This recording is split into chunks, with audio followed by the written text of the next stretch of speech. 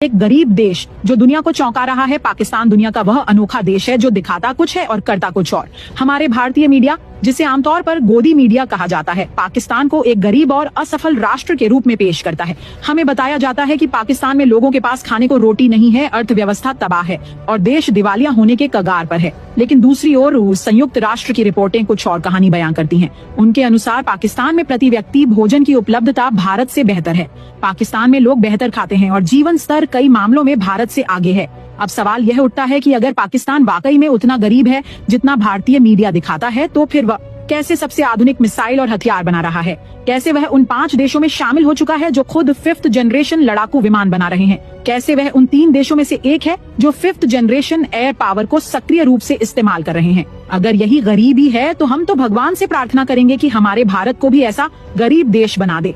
कम से कम हमारा तेजस विमान तो पूरा बन जाएगा। सच्चाई यह है कि पाकिस्तान ने न केवल अपनी वायुसेना को दुनिया की सबसे खतरनाक हवाई ताकतों में शामिल कर लिया है, बल्कि भारत को चारों ओर से रणनीतिक चुनौतियों में भी घेर लिया है। और हमारे देश में यहाँ 5 किलो गेहूं के लिए लोग लाइनों में खड़े रहते हैं, जबकि हमारा टैक्स का पैसा एक आउटडेटेड राफेल विमान में डुबा दिया गया, जिसका आज की 5th जनरेशन युद्ध में कोई विशेष स्थान नहीं है। दुर्भाग्यवश हमारे अपने सेवानिवृत्त जनरल जैसे कि जनरल बख्शी, जिन्होंने देश के लिए बलिदान दिए हैं, अब वही पुराना नैरेटिव फैला रहे हैं। पाकिस्तान को नीचा दिखाकर खुद को सच्चा देशभक्त साबित करना चाहते हैं। सवाल ये है, क्या उन्हें कहीं से रिश्वत मिल रही है? वरना 5th जनरेशन के युग में पुराने जमाने के विमानों की वकालत क्यों? अब समय आ गया है कि हम सच्चाई को पहचानें। पाकिस्तान एक ऐसी हकीकत बन चुका है जिसे नकारा नहीं जा सकता। एक ऐसा गरीब देश जो अपनी ताकत से पूरी दुनिया को चौंका रहा है। पाकिस्तान वह देश है जिसने दुश्मनों के साए में पलकर विकास किया है, जहां हर दूसरा दिन सीमाई तनाव से जुड़ा होता है, जहां हर साल आतंकवाद के खिलाफ लड़ाई लड़नी पड़ती है और जहां वैश्विक प्रतिबंध भी लगते रहे हैं। लेकिन इस सब के बावजूद वह देश आज न केवल अपनी संप्रभुता पर कायम है, बल्कि अपनी रक्षा उद्योग को भी मजबूत कर रहा है। क्या यह सब किसी गरीब देश की निशानी है? क्या एक गरीब देश खुद फिजा में दुश्मन के विमान गिरा सकता है? याद है ना 27 फरवरी 2019, जब पाकिस्तान ने न केवल भारतीय विमान मार गिराए, बल्कि एक पायलट को जीवित गिरफ्तार भी किया।